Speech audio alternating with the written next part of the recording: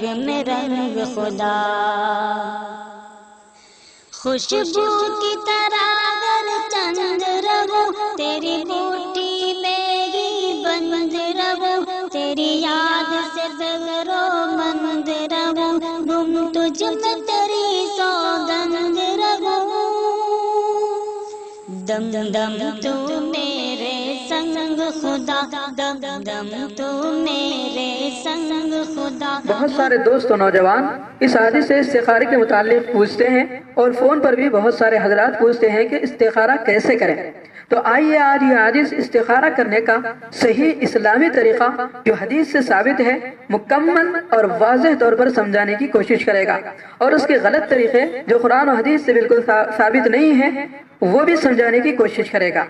تو آئیے سب سے پہلی بات یہ ہے کہ استخارہ کیا ہے، استخارے کی معنی کیا ہے۔ تو اصل میں استخارہ کہتے ہیں اللہ تعالیٰ سے خیر طلب کرنا، یعنی جو کام بھی ہم کر رہے ہیں اس کام میں خیر و بھلائی اللہ تبارک و تعالیٰ سے مانگنا۔ دوسری بات یہ ہے کہ کیا استخارہ کرنا آپ صلی اللہ علیہ وسلم سے ثابت ہے؟ تو جی ہاں، اللہ کے رسول صلی اللہ علیہ وسلم کی حدیث بخاری شریف میں حضرت جابر رضی اللہ عنہ کی روایت ہے کہ آپ صلی اللہ علیہ وسلم صحابہ کو تمام کاموں میں استخارے کی تعلیم دیا کرتے تھے، اور فرماتے تھے اے میرے صحابہ، جب تم کسی کام کا ارادہ کرو تو 2 رکعت استخارے کی نماز پڑھو اور پھر استخارے کی دعا پڑھو۔ تو یہاں پر آپ صلی اللہ علیہ وسلم کی حدیث کو ذرا غور سے سنیں۔ آپ صلی اللہ علیہ وسلم کیا کہہ رہے ہیں؟ اے میرے صحابہ، جب تم کسی کام کا ارادہ کرو تو صرف 2 رکعت نماز پڑھو اور پھر استخارے کی دعا پڑھو، بس یہی نماز پڑھنا 2 رکعت اور استخارے کی دعا پڑھنا، یہی استخارہ کرنے کا صحیح اور اسلامی طریقہ ہے۔ اس کے علاوہ جتنے طریقے منقول ہیں وہ بالکل غلط۔ اب استخارے کی نماز کیسی پڑھیں؟ جسے 2 رکعت نفل نماز پڑھتے ہیں بس اسی طرح استخارے کی 2 رکعت نفل نماز پڑھ لیں۔ اب اس کے اندر کوئی خاص صورتیں پڑھنا ضروری نہیں، جو یاد ہو بس وہ پڑھ لیں۔ اس کے بعد 2 رکعت نفل نماز پڑھنے کے بعد 2 رکعت نفل نماز پڑھنے کے بعد یہ استخارے کی دعا پڑھ لیں، بس یہ دعا پڑھ لیں تو ہمارا استخارہ ادا ہو جائے گا۔ اب استخارے کی دعا کیا ہے؟ اب وہ بھی سماعت فرمائیں۔ استخارے کی دعا یہ ہے اللہم انی استخیرک بعلمک واستقدرک بقدرتک واسألک من فضلک العظیم فإنک تقدر ولا اقدر وتعلم ولا اعلم وانت علام الغیوب۔ یہ اللہ تبارک و تعالیٰ کی بڑائی ہوئی، اللہ کی تعریف ہوئی۔ اب یہاں سے ہمیں مانگنا ہے اللہم ان کنت تعلم ان هذا الامر خیر لی فی دینی ومعاشی وعاقبت امری او عاجل امری وآجلہ فاقدره ويسره لي ثم بارك لي فيه وإن كنت تعلم أن هذا الأمر شر لي في ديني ومعاشي وعاقبة أمري أو عادل أمري وآدله فاصرفه واصرفني عنه واقدر لي الخير حيث كان ثم ارزني به۔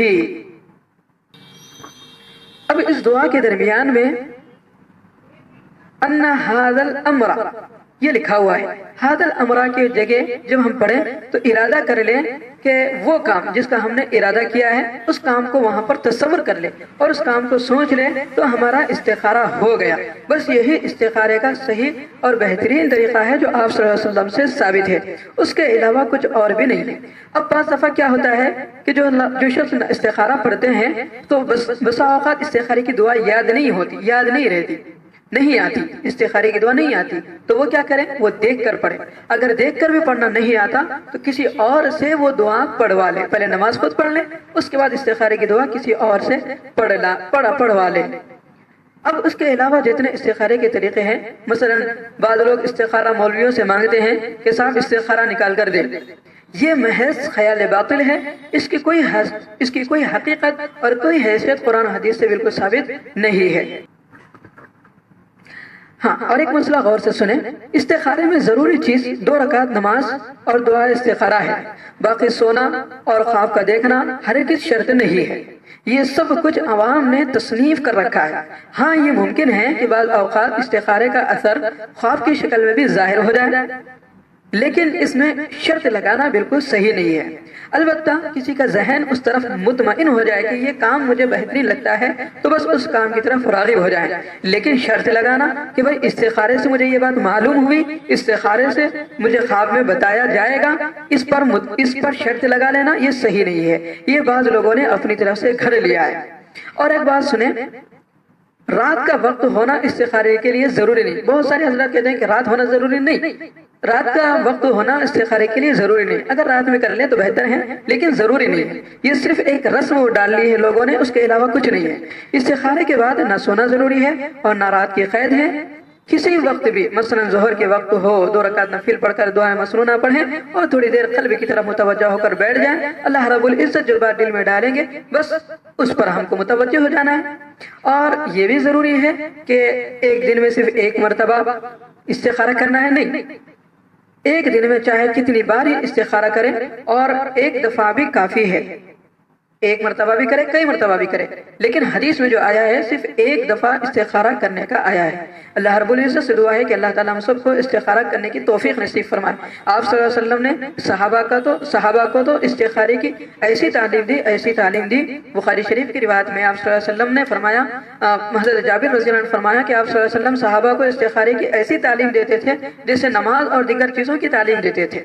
مثلا آپ صلی اللہ علیہ وسلم نے استخارے کا مکمل طریقہ بتا دیا، اور استخارے کی صرف ایک دعا ہے جو ابھی مذکور ہوئی، اس دعا کے علاوہ کوئی اور استخارے کی دعا نہیں ہے۔ بہت سارے حضرات دیگر دعاؤں کو بھی شامل کرتے ہیں، وہ بالکل استخارے کے لیے صحیح نہیں ہے۔ صحیح حدیث سے جو ثابت ہے، اس حدیث نے بیان کیا، بس وہی حدیث اور وہی دعا استخارے کی ہے، اس کے علاوہ کوئی اور استخارے کی دعا نہیں ہے۔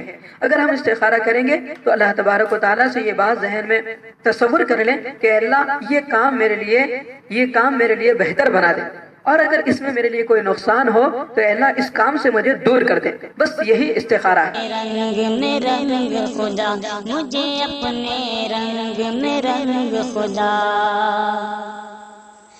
خوشبو کی طرح اگر چند رہو، تیری بوٹی میں ہی بند رہو، تیری یاد سے زغرو مند رہو، گم تجھ میں تیری سوگند رہو،